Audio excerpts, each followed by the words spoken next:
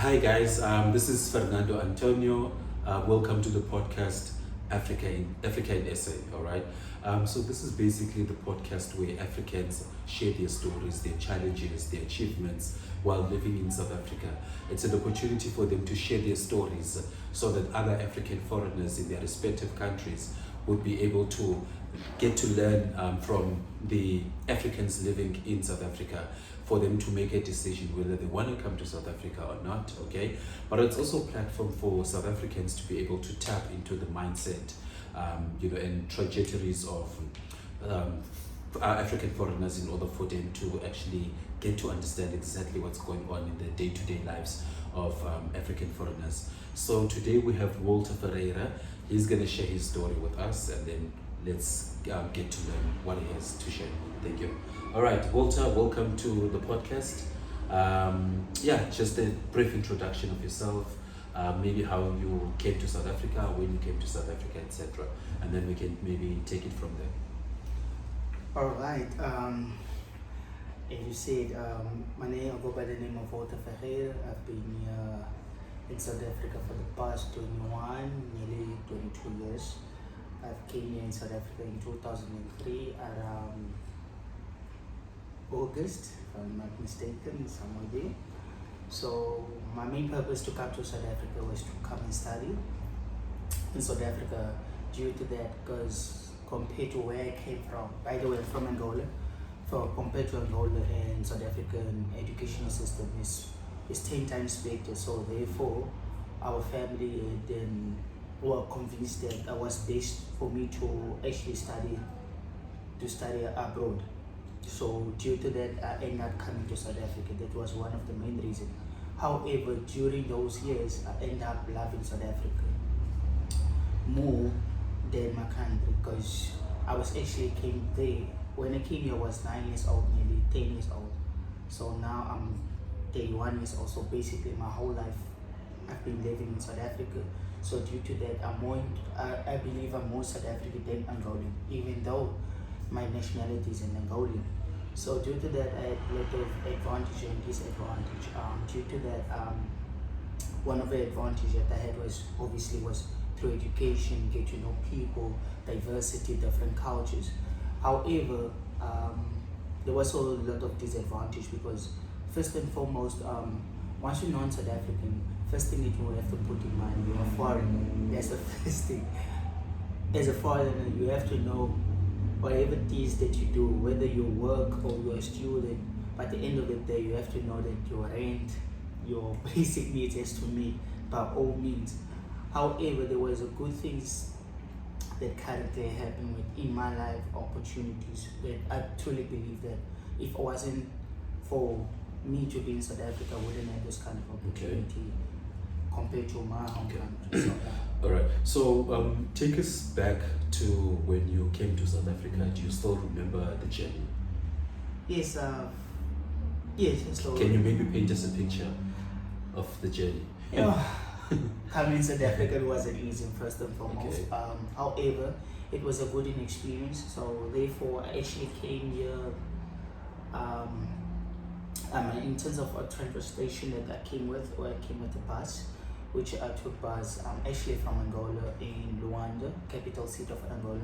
I took a bus from Luanda to Benguela, and then from Benguela to Windhoek, which is for those who do not know Benguela, it's actually a province. It's one of it's one of Angolan provinces. So from there, and then I took another bus from there to Windhoek. Windhoek, basically, I think, if I'm not mistaken, it's a capital city of Namibia. So from there, and then I came straight to South Africa through Northern Cape. That's how I managed to come to South Africa. Interesting. And funny enough, that's what I did. That's actually interesting, because I mean, with most people, like our parents, my father came to South Africa alone as an individual.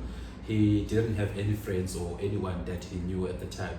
So what about you in your case? Did you come alone? Did you come with your parent, or like who did you come to South Africa with? I came with, in South Africa I came with my father, which actually fetched me from Angola. And fortunately enough, I was introduced to a couple of people, my peers, if I may put it that way, which is was you were one of them and other people and so forth. But unfortunately, some of them, obviously, the more you grow, the more you distance yourself due to opportunities and things like that. So along the way, some of our people that actually grown up with, some of them they went back, some of them went overseas, some of them are doing good and things like that. So yeah. All right. Have you thought of going back home for forever maybe? To basically start your life? Honestly speaking, that's a tricky question if I may put it that way. Due to that, it's just that as I said earlier, I've actually grown up in South Africa, so I'm more comfortable living in South Africa than Angola. However, I'm not discrediting of my country, of my nationality. But in terms of comparison, if I'm looking in terms of economic wise and opportunity, I strongly believe that South Africa is more opportunity compared to my home country, because due to that, first of all, I know more. I've grown up here, and there's no main advantage. So due to that, it's more for me. It's more accessible to trying to figure a way out. Unlike me going back to my country. However, in terms of however, it's also a good opportunity. I wouldn't mind going back to my country, but realistically, would my plus minus get me between 3 to 5 years just to get to know the ropes and things like that. So yeah, I strongly feel that. So then for someone, let's say South African, who's like, no man, you guys have been here, you guys need to go back home. What would you say to someone like that? Yeah. Because I mean, that's the reality on the ground. The local South Africans on the ground would be like, no, you guys need to go home. Go back to your country. You guys have been here. You're destroying South Africa and whatnot. Yeah. So what would be your ideal response to them? First of all, what I could say, it's a tricky question. However, there's no right and wrong question answers, if I may put it that way. Because first and foremost, by nature, everyone wants to be in a certain environment where they strive. First and foremost. So and obviously, opportunities there. It's just a matter of how bad you want something. And we're not here to take anybody's girlfriend if they may put it into a job or anything like that. Okay. For example, let's say there's a job vacancy, and that job vacancy, in terms of the monthly wages, let me put it as 5K. South African might not agree with that because he or she might feel that I'm more valuable than that 5,000. Right? Unlike any other African person or nationality might take that offer, because first and foremost, as I said, we actually have that mentality that we're non-South African or foreigners. For any opportunity that might come in our ways, we have to grab with both hands. However, it doesn't necessarily mean that that's where we want to be. That I think this is the initial drive or vehicle so that they push us from point A to point B. So in other words, we don't think the same, first of all, and we don't think in a long time. So I strongly feel that they feel that they assume that while we're taking any opportunity that comes on our ways, we assume that we're taking their jobs. But in the long run, that's where we actually start, because if we're looking at most of the non-South African citizens, they always start in from the ground. But then don't you think that we're competing with South Africans? Don't you think that we may be taking their resources, or rather we're sharing their resources with them? Because if you look at South Africa, I would say it's one country in two. Yes. For example, there's a lot of Zimbabweans, living in South Africa. There's a huge number of population of Zimbabweans who are living in South Africa currently. Wouldn't you agree, or wouldn't you say that we are sharing the resources with them? Because obviously the resources are limited to an extent, and here we are, people from Angola, people from Kenya, Congo, Tanzania, Rwanda, Nigeria, Zimbabwe. We are all here in South Africa. Aren't we sharing their resources with them? Sure. As I just said, it's a very controversial question, but it is. There is two. I believe there are always 2 or 3 sides to a story. So one, I could say that yes, we are sharing resources. However, this is kind of, I feel this is not just an issue of an individual, but nationally. I strongly believe that politicians or government also have to put what you call laws or regulation within the resources, so that they can also create a share platform whereby all of us can actually share in more honest way or possible way, so that one side don't feel that he or she or non-South Africans are coming here to take resources, or there's a resources but there's this for specific type of people or nationality, if I may put it that way, because somehow I strongly feel that the government also have to be involved in this kind of matter, because at the end of the day, because for instance, the private sector, they play huge roles in terms of the economy. So that's one of the main source of the drive of economy. So I also strongly believe that with the government's input, I also believe that they should implement laws that also can level the playing field, if I can put it that way.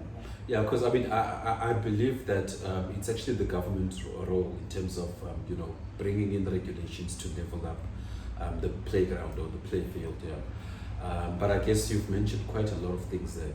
I want to find out from you: are we taking South African jobs? Are we taking their women? I mean, that's the word on the ground. They say that we take their women, that we taking their job. So I want to hear from you, from your experience. Yeah, okay. In terms of women, if I may start it that way, in terms of women, I strongly believe that we don't take anyone's woman per se. Okay. Because first of all, we're not forcing them to date us, if I may put it that way. I think non-South African, if I may put it that way, not being discriminated or something like that, but I think we understand women better than them. Because once you understand the woman's needs and wants, it's more easier to attack them. Especially that first of all, we're living in 21st century.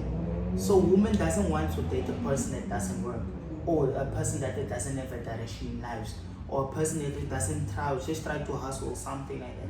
This is one of the first elements that attracts women. And by nature, most of non-South African citizens are provided by nature.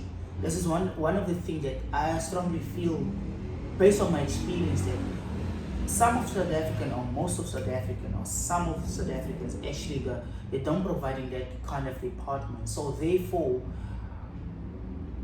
a woman or South African females are always going to drawn to a person that will actually provide to them. So basically, my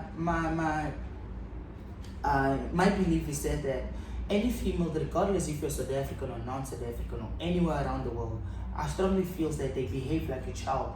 Every single child, they always want to be in an environment or a place or with the person that they feel more comfortable and safe and provided. So therefore, I strongly believe that we're not taking the girlfriends or women away from them. Okay. Interesting. That's actually an interesting perspective. Currently, what do you do currently? If you don't mind sharing with the viewers. Currently, I'm working as a waiter. Okay. And I also do a side hustle, which is focus on more into printing and online clothing. Okay. Is this one of your brands? Yes, it's called Squirrel. Okay, nice. Guys, if you're interested in Squirrel clothes or branding, you should actually get in touch with our channel, and then we can actually hook you guys up with Walter's brand, and then maybe you guys can do business with him as well. Okay, quick question. Let's play a game quickly. Okay. Angolan woman or South African woman? Sure. One word. Can I expand on that? You need to choose, basically. I don't know. Woman smash or pass? Which one would you smash? Which one would you pass? Please.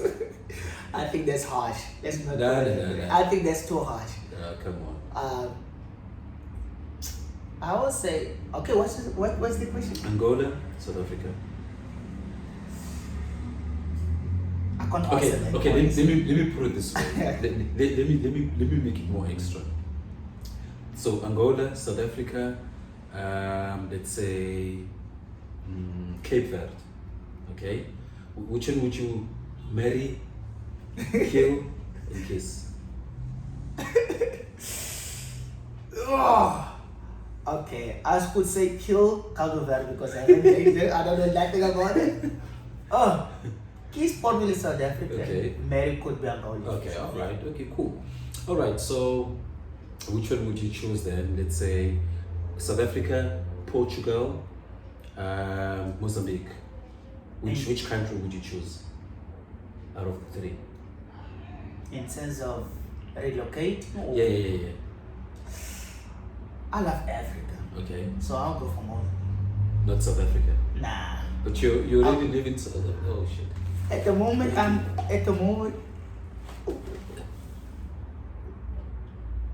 at the moment, You already live in South Africa, like I said. I'm currently living in South Africa, yes, for sure. But in terms, I want to explore, if I may put it that way. I'll go for Mozambique. I think the crime is compared in terms of crime. I think the lower rate compared to South Africa. So I want to live in an environment where I feel more peaceful and things like that, and more security. So yeah. Okay, yeah. That's actually interesting. That's quite interesting. So when did you start your business then? The branding. Branding has been nearly 5 years. I've started as a Baby Fox brand. So What happened to Baby Fox? there was more with the personal issues. So one of the main thing, I don't want to, it's confidential first and foremost. However, with the conflict whereby with the different vision along the way, so it was very hard to maintain. That's one of the thing, and we also had financial issues in terms of financial management in that. So yeah, and there was lack of accountability. So that was one of our main reasons, just to decided to actually distance myself from there. However, I went back again into a painting and clothing industry. So which is I'm actually currently doing alone, which is going great for me. So I think, yeah. So it's been nearly 5 years now. So I know there's Indians out of those kind of businesses. So. All right, interesting.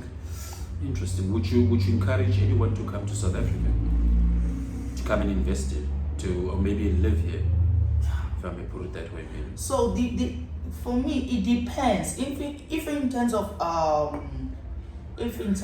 other African nationality, if you're looking for opportunity, I personally agree. I could say yes, but most importantly, don't just come in South Africa for the sake of want to have a better life or want to improve yourself as an individual. But most importantly, also come to contribute, because we have an incidence whereby we are labeled as foreigners. We bring drugs.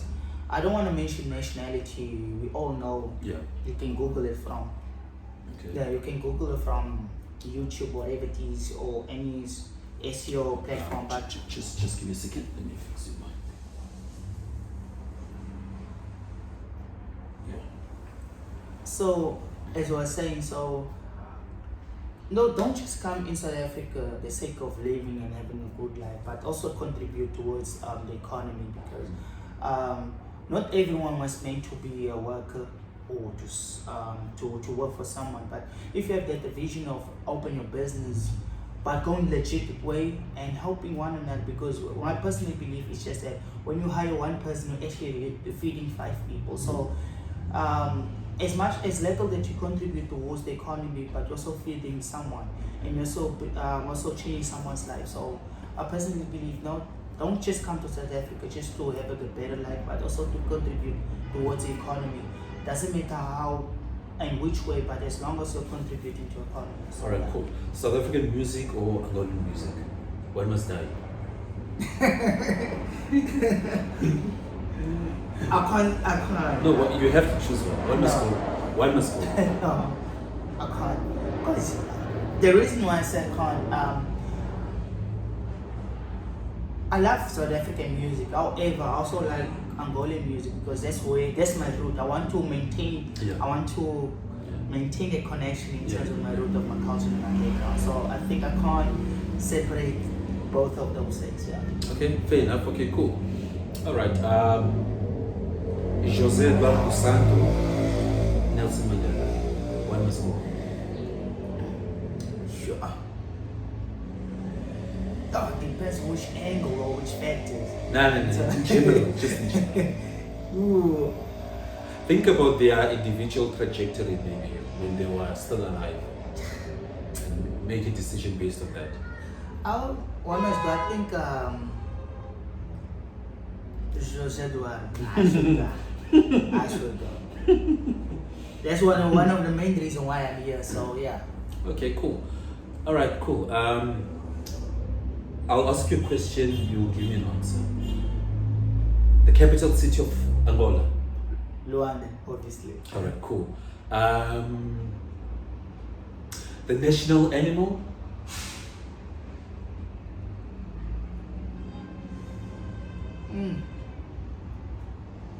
Come on, look at this guy.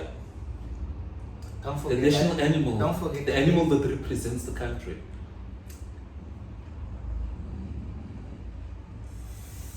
Oh, it's a black. I forgot. It's called impala. No, not impala. Forgot in Portuguese, but it's like a springbok, but it's a black one. But All right, cool. It's fine. What's the other name? Okay, what's the name of the football of Angolan football club? This guy doesn't know his roots. Wow. don't forget I've been here for a post Yeah, but we're testing your knowledge. Palanga Negrish. Yes, Palanga Negra. Yo. What's the most popular music in terms of slow dance? Kizomba. Kizomba. All right, cool. What other questions do we have here? Let's see. How many provinces do we have? 18. All right, cool. And give me the top 3 so-called people who liberated the country in 1975 during the war against colonial Portuguese, colonial Angola, or the Portuguese. Ooh. The 3 characters. Agostinho Neto, Jonas Savimbi, and is that one? No. Yeah. No. Different parties, not same parties. Yo, I forgot that one. Orden Roberto. Orden Yeah, Roberto, cool. yeah. All right. Okay. One or two more. Let's go.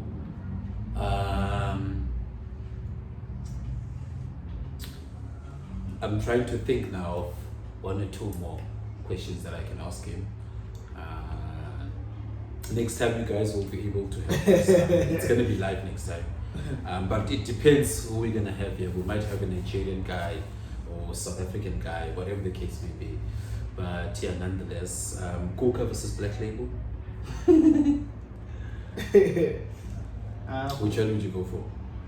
Castle of Black Label. Kuka or Black Label? Oh. By the way, those beverages doesn't own by the natives, but however, could say Black Label. Why Black Label? Because I'm obviously. I mean, we were having a conversation yesterday, and you were actually dragging me down, saying that I'm drinking too much Black Label. I mean, now you're choosing Black Label. It's ironic. It's quite ironic. But the thing is, like, as I said, most of my life I've been living in South Africa, so I can't say that much about Coca. Because last time I was there, I've tasted different kind of alcohol or beverages.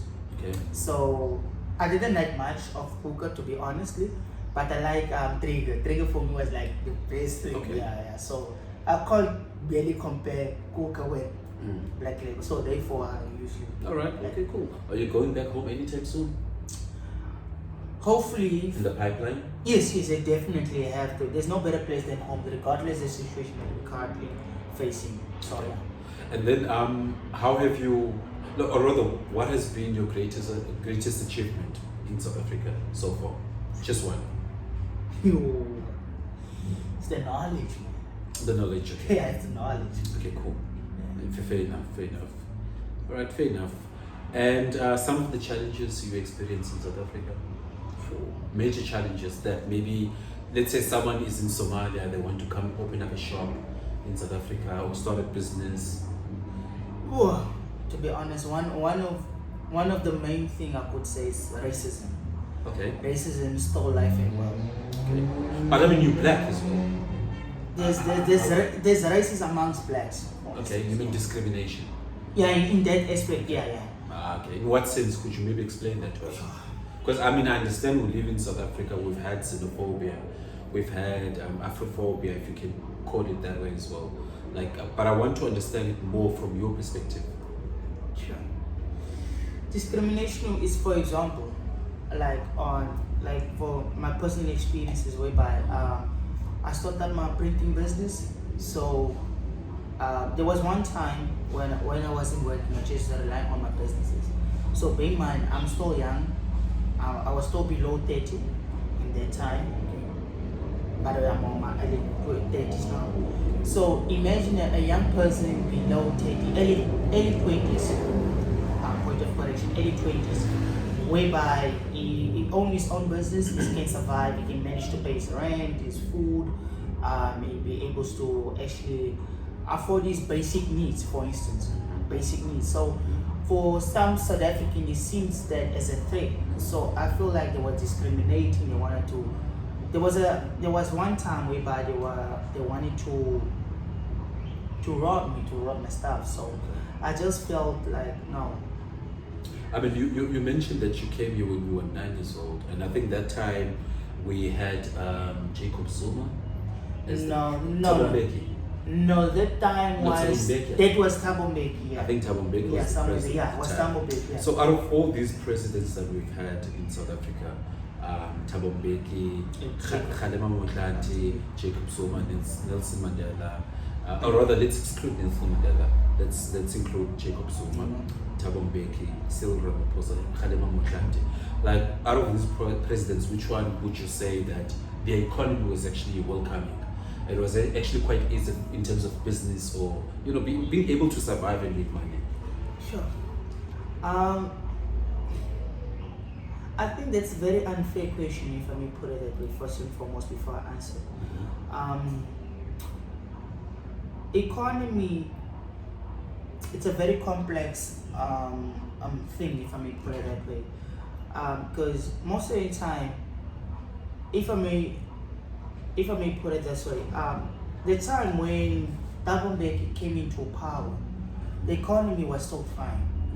So he ride on the wave, if I may put it that way. Okay. So when people like Zuma were coming in and Ramaphosa, they were especially Jacob Zuma, they were at a point whereby it was on a turning curve. So they was going against the wave. So therefore, I can't personally blame the politician or the president. But then what I want to know is which one president would you say that this was a good president? So because remember, at the end of the day, depending on who's the president of the country, it depends on how you, as an individual, how you'll be able to access certain economic activities as well, how you'll be able to generate income, etc., because of certain regulation changes, etc. And maybe depending on the alliance as well, the policies as well. For me, I could say, I don't want to favor any president, regardless whatever it is my personal answer. But I could say Thabo Mbeki, because on his time the economy was still fine, so therefore it was more accessible, everything was affordable, so there was nothing much of to complain, regardless what action happened after him or whoever came after. So for me, I think that was the best time, if I may put it that way. Everything was accessible, everything was easy. Not that easy per se, but everything was affordable. So to having affordable life whereby every single day when you wake up and when you sleep and wake up not worrying about your basic needs. I think that's one of the main thing that everyone wanted to and wishes to have. Yeah. Okay. Well, interesting, man. It's actually good that we're sitting today and having this conversation. You know, because I mean, I've been wanting us to sit down and this, but you've always been busy. Yeah. I feel like there's so much that we can talk about. There's plenty, so much. Because I mean, you and I would know that we usually sit down, we kind of like plan, talk about certain things, what we want to achieve, etc. You know. However, like, how do you feel when someone maybe, let's say, calls you Ikwirikwiri? You know, for those who do not know, Ikwirikwiri is a term used by South African. It's actually a derogatory term used by South Africans. They even upgraded, they even call us Ikwechi. Yeah, exactly. Yeah. It's no longer Kwiri. Yeah, so I want to know. My friend, so I want to know how do you feel when they actually call you my friend or the West? Because obviously you speak Xhosa fluently. For me personally, I came to a point whereby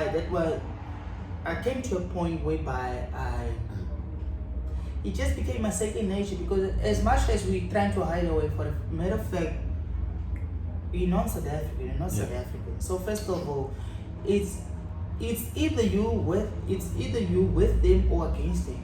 So if I may put it that way, like in a practical sense, whereby either way what they call you, you don't have control in that. So it says how you use it to advantage. Okay. But what is most important is to understand their dynamics, their culture, their language. I think this is one of the best tool that I use at my advantage to actually maneuver way around, because I'm at a point whereby most South Africans think that I'm South African. Yeah. Even because of the language as well. Exactly. So yeah, actually I use their language at my advantage. But however, it's also another thing that constantly reminds me that I'm not South African. Whatever it is that I do, I have to know subconsciously or consciously. I have to know I'm not South African. Yeah. Whatever it is that I do, I just have to know, Walter, I'm not South African. So yeah. Tell me, what are your thoughts on the whole Chidima situation? What happened to Chidima in South Africa? Obviously, she came second after Miss Universe. She came number 2, but obviously she won a couple of vouchers, I guess. You know, I think she received an apartment for 12 months or 2 years. She received luxurious cars, etc. Like, what do you think about the whole incident that took place in South Africa when she had to obviously, you know, leave the whole competition?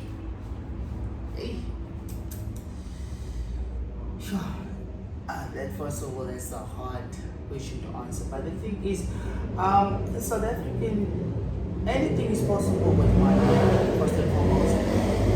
Because we all know she's not South African, even like from features and everything, you barely notice. Like, but then, how do you separate a non-South African to South African? Like you said, Chidima wasn't a South African, because according to my knowledge, she was a South African by nationality. By nationality, she was a South African. Although the mom, you know, supposedly, you know, sort of made a fraudulent activity or ID, but she was she holds a South African ID. She was a South African citizen. Oh, so how do you differentiate between the features? Because you mentioned the features. It's something that I'm quite curious about, because I mean, you're not the first person who's actually mentioning this. So some people would say that no, South Africans are lighter skin, South Africans are not dark skin, you know, this is how South Africans look like, etc. How do you separate that? Because I struggle to separate that. Okay, before I answer that, we all know that, for instance, we all know the so-called South African elites, for instance, like the Ruperts, the Oppenheimers, and so forth. We all know their descents of the Dutch, the Jewish, the Germans.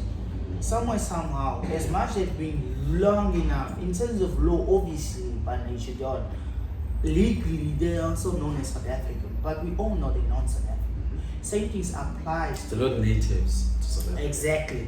Let me put it that way. So it's the same thing. But they are considered South Africans, like every day basically. On our daily lives, they're considered South Africans. They are never discriminated. It's always black Africans who are discriminated. But going back to the features, I want you to touch base on that, because Venda people look different to the rest of South Africa. Vendas and Zongas, they look different from Xhosas and Zulus. So how do you differentiate? Because I know that some of them are discriminated because they look like us. So how do you differentiate that? Because you mentioned the features, so I'm quite curious and interested. Okay. In terms of features, if I may put it like in terms of, let's say in terms of hair, for instance, if you look in terms of hair, our hair compared to white people's is way different. Regardless if you can be born as black but with the curly hair, we know somehow there's a mixture of somewhere of white nationality, if I may put it that way. So it applies to the features. Like there's no such as some sort of African guy with a narrow, sharp point nose. There's no way. Even if they might exist, however, somehow. Yeah, but I want us to. We're talking about Africans now. How do you separate? How do you know this is South African, this is not South African, just by looking? You mentioned the feature. It's a tricky question, but the thing is, because remember we go back to Chidima, because you mentioned that she's not South African. You can tell by the feature and whatnot. So my question is, how to separate? How do you know this one is South African, this is not South African? Because vendors are not the same as Xhosas. Tsongas are not the same as Xhosas and Zulus. They're quite different. So how do you separate that? I think the language, first of all. But no, features, because you spoke about features. So I want you to touch base on the features. Because that's what you spoke about. Yeah. So I'm holding you accountable in that. I want you to basically explain and make me understand. But when it comes to African features and in terms of European features, if I may put it that way. No, exclude Europeans. It's amongst there's not much of a difference between amongst us, black nation, because somehow we all came from one. Yeah, but how do you differentiate? Tribe. My question is, how do you differentiate? We can differentiate in terms of climate, if I may put it that way. Because I remember you said that Chidima, she's not South African, she doesn't look South African. That's what you said. So I want to know, how do you differentiate that this is a South African? For example, if you look in terms of Angolan, for instance, the people from the north and the people from the south, there's a huge difference in terms of features. Because obviously it contributes towards the climates. The climates are not the same, and the food that they eat and so forth. So same things applies to South Africa. So if you look in terms of Chidima, chances are should we consider her as a South African? Chances are there might be a possibility that she have grown up in maybe somewhere in Europe and then she came back. No, she grew up here in South Africa. She was born in South Africa. She was born and growing in a different environment. That also makes an impact in terms of her future. But my point is, she grew up here, and you mentioned that she's not South African because of her features. Yeah. Where she because of her parents, obviously, somehow, obviously, there will be a certain elements of her feature that will adapt from her parents. So but that's my point. I understand, but my point to you was that she is South African, and how do you differentiate between non-South African and South Africans? Because this is actually a sensitive topic in the sense that you could actually get some other people killed, let's say during xenophobia.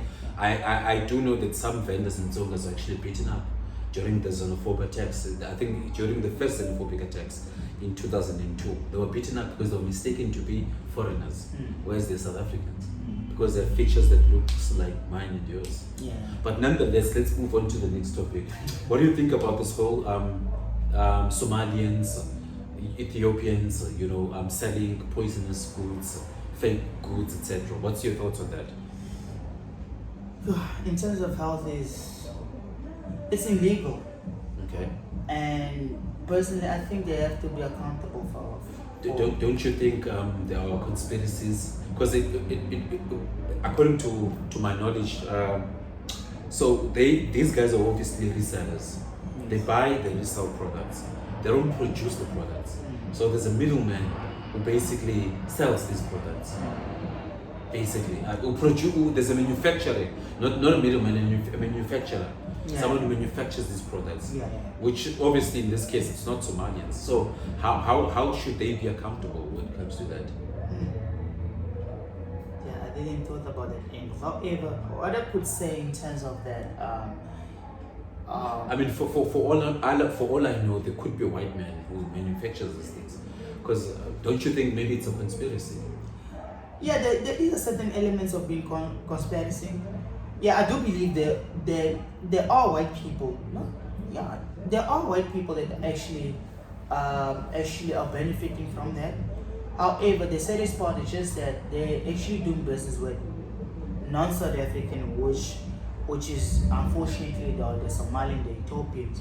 So, which is the other one on the back end. So, when it comes to consumer, obviously, when it comes to consumer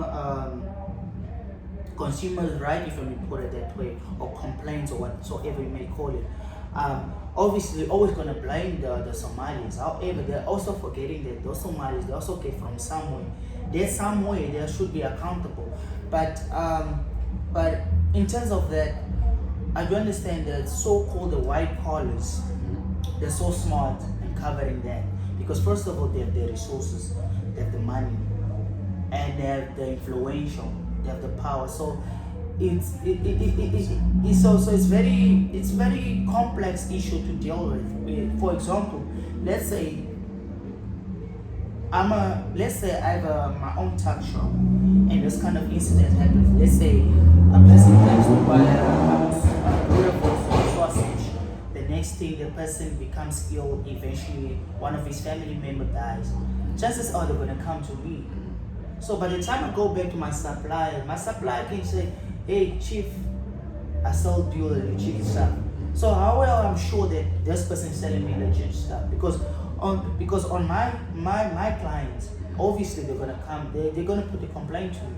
Okay. I will be in trade, while they won't be in trade, because even if they might be even if I have a solid proof that those guys they are the ones that are behind it, it's also gonna be very difficult to actually to deal this kind of situation, because first of all, they're spending millions or even not billions to produce those stuff. Out of those production, but the old means of production, there's like, I could say 80% of the people on the ground floor or the bottom of the chains, the so-called black people. And those black people, let's say a factory, there's 1,000 units of employees, which is so-called black people, regardless if it's scarlet or Indian or black folks. Yeah. Those five, they have to feed 5 people. So 1 times 5, which is 5,000 people. So a quick one. I get it. So a quick one. What's the South Africa that you imagine? Sure. Before we in closing, because we're running out of time. I see the battery is about to die as well. Just a quick one. What's the South Africa that you mentioned? Quick one. The quick one, I could say the thing that I personally want is a thing that everyone wants in collectively. So whereby they want safe country or safe hood. They will be able to take the children to school. They'll be able to sustain the lifestyle or household. They'll be able to just feel free from danger. They'll be able to protect and provide for their families. I think this is what the ultimate goal from everyone, regardless which of social stations that you might be. Everyone wants that. That's what I strongly believe. Okay, cool, interesting. And then for someone who wants to come to South Africa, would you, let's say they're suffering back home, they want to come to try South Africa out, would you advise them to come? To try it out? It depends on what is their objective domain, to be honest. Okay. Like for instance, if I look in terms of my case, the main reason for me to come to South Africa was to study further or to get a better education. But along the way, I fell in love with South Africa. So that I think this is a much better place or safer place to be than home, because I've been way more than more than enough or decades here in South Africa. So I strongly feel that this is a better place compared to my hometown, if I may put it that way. Okay. So it depends what's your main objective. So Alright. yeah. I've met a lot of foreigners, African foreigners living in South Africa who have kids with South Africans. How do we basically, push a particular agenda to ensure that we have a voice in South African future? Because currently we do not have a voice. How do we use our kids or children, let's say in parliament, for them to actually or for us to have a voice as African foreigners? I mean, we have kids born here. Some are over 18 now, meaning they can actually participate in political activities and become MPs, etc., to a point whereby they can actually, represent us. How do we get to that stage? Where we can have Kiami, we can have Mario to actually represent us in parliament and maybe push our agendas as African foreigners. Because I do believe that at some point we'll have to get to that stage where we sort of strategize how do we actually get our kids, born to South African women, or even South African fathers, to actually, push our agendas and interests in parliament, because we don't have a party that is actually advocating for our interests as African foreigners. I understand we are not natives, but we obviously do need a voice, especially in the future as well. How do we do that? Yeah. Sure. That's a difficult journey, first and foremost, I would say. However, it is possible. I think first we need to have some sort of a unity organization, and then I think that should be a first step. I do understand it. There are various or many organizations out there, but what the downfall in terms of Africa, if I may put it in general, is just that there's no unity, despite of nationality or background that you come from or social status that you're in. And there's no unity. That's the first and foremost. So I think that also becomes one of our fallbacks in regards to achieving that kind of thing. However, there is possible, because obviously because within the law, a person that has been longer than 5, if I'm not mistaken, 7 years in South Africa, they're bound to have a South African ID. But due to so-called South Africa, because South Africa... But in this case, in terms of our kids, how do we push an agenda for our kids? Okay, cool. I think that's basically it. Yeah. We'll have I think that we should discuss